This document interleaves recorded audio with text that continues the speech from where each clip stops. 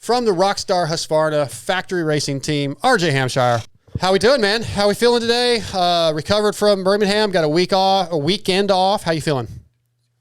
Yeah, we're good. I mean, I had Birmingham, kind of crazy. I flew home Sunday from there, and then I flew 6 a.m. out to LA yesterday for the had to go out and visit the Rockstar office. Turned right around at 4 p.m. and flew back home to Orlando last night. Yikes. Yeah, so long couple days. But yeah, now we're home, just kind of hanging out for the night. Are you riding much this week, or are you kind of getting a day to recover from the travel? Yeah, I mean, the original plan was to ride today. Yeah. But dude, I didn't get home till 1:30 in the morning. So yeah, Alden kind of gave me a break on that, and honestly, I needed it a bit from the weekend and my wrist and stuff. So we're taking off today, and then I'll ride probably Thursday, Friday a bit. Well, let's get into Birmingham real quick. 1-2-5 for second overall. Good results. I know you wanted that win, and it was right there, that start in the third race. I think it was Mumford went down and kind of held you up. But yeah, I think overall a great day you got to be happy with. Yeah, definitely. I mean, it started out a lot better than the way it ended. I mean, I felt so dang good on the bike in practice. Like anytime I wasn't on the top, I felt like I could kept, going to the top. Like every time that I got past, I responded with the time. So like I felt like I could go as fast as I needed to go.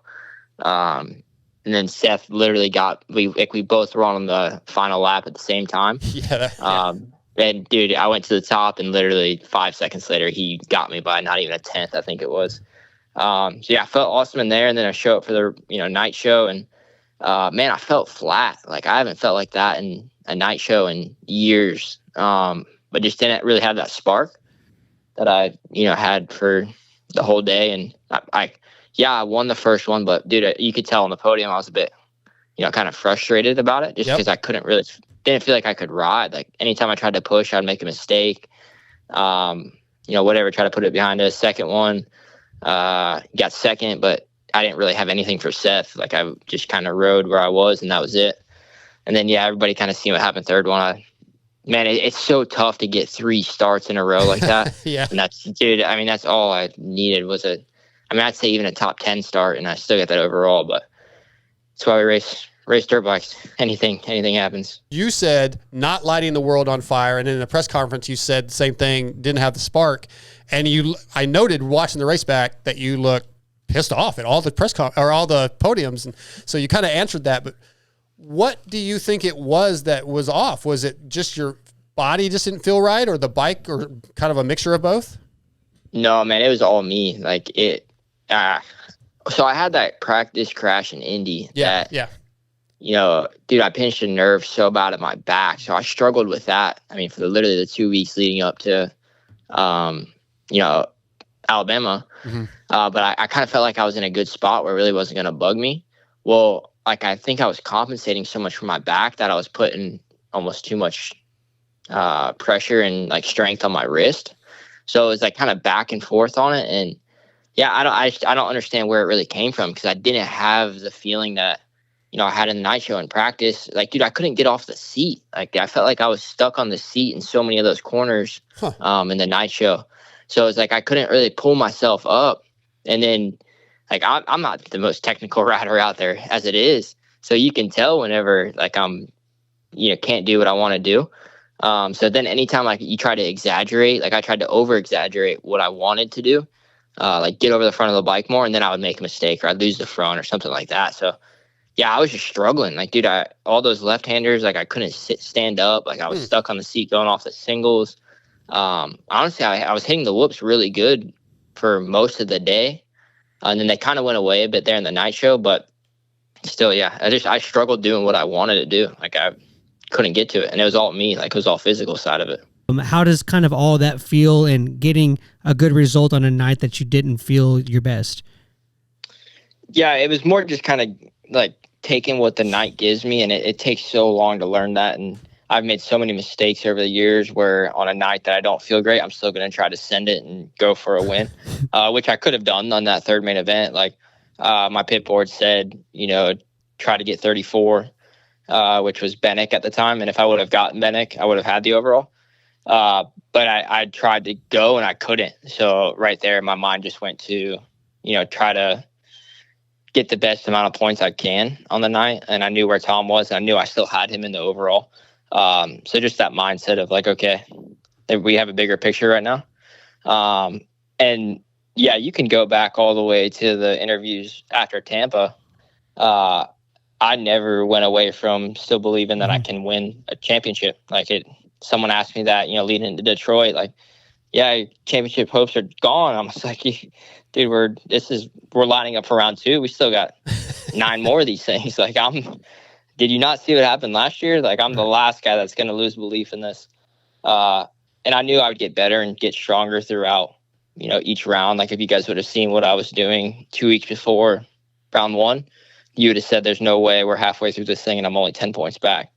Right. So yeah, I still feel like, man, I'm getting better each week. My bike's getting better. Like, we finally got a setting for me. It was leading up to Daytona. And then, we're making another change this week, just trying to make my bike a bit better. And that alone helps my riding, helps me have that intensity back and being able to push and kind of do whatever I need to do. And with 5 rounds left, 2 showdowns, anything can happen. And you're statistically very good at showdowns. Yeah, dude, those showdowns are massive. Like, that's where it's all going to come down to. Even coming into Boston next weekend, like, I definitely feel like I'll have better speed and honestly more confidence than what I had this weekend. So yeah, I want to go there and win, but also I just leave there with be on the podium. Show up to Philly. I'll have a full custom kit there with Fly, which will be sick, that I'm stoked on. Okay. And just have good vibes, good feelings going in there. And man, a win there would be massive. I mean, you've seen with Seth, just how he won, the East-West Showdown. Now he's right back in it. So yeah. Philly will be a huge one. So yeah, I mean, you guys seen with Nashville last year, I came in 15 points down and left with the red plate. Right. With 2 rounds to go after that. Massive swings on these, East-West Showdowns. I was curious if you had done any kind of testing on the 450, even that you're not going to race it. My 450 just showed up today. So I'll spend my first day on outdoors Friday and get this thing going. I'm trying not to get too excited about it because I was so looking forward to that in off season and the 5-6 weeks or whatever I had off. That's all I cared about. I didn't even care about going racing Supercross 250 and going for a championship. Like, dude, I was like, let's go racing outdoors, get me on this 450. And dude, you just get humbled so fast, or like not even humbled, but you feel like you've got the right plan and you want it to go one way and that's the best way and the right way. And then you're just reminded so quick that, like, man, there's a bigger plan and here's what you're paid to do. So you might want to take this serious before you go, overstepping your boundaries and jump into something that, they were lucky enough to give you an opportunity to go do. Because originally a 450 wasn't in my contract. Right. Like, this year I was supposed to be on a 250 all year, even through, SMX. And, just so happened that my deal with winning the championship last year, I just went to the bosses and told them what I wanted to do. And they supported it. Well, they supported it with me trying to defend my 250 championship. So yeah, I had big plans on spending a lot of time on my 450 on Supercross, right, off season. And, first day back on the bike, I can't even ride because my wrist hurts so bad.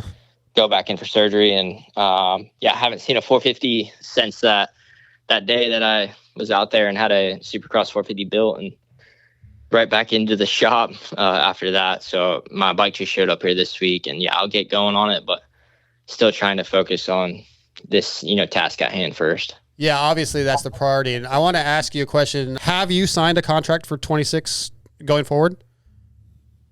Can you say? Yeah. No, I'll be with Husqvarna next year. I see a bunch of crap going around too, like, Husqvarna's going to be gone and everything else. And I mean, dude, we just had 5 Austrian bikes on the podium this weekend out of 6. I don't see any team really going anywhere. There might be movement or, a different amount of riders maybe on Huskies than there is on Gas, or might all just be on one brand. I don't know the logistics of it all. Yeah. I don't really think anyone does yet. But yeah, I'll be with the whole Austrian group for 26. Yeah, someone sent me another podcast talking today about, what me and Malcolm are doing next year and whatever else. And I mean, I know Malcolm doesn't want to go anywhere else from where he is right now also. So I don't really see, and I mean, yeah, anybody can talk and say whatever, but I mean, dude, we've got such a good group, a good team. He's having the best year of his career. I don't see him going anywhere either.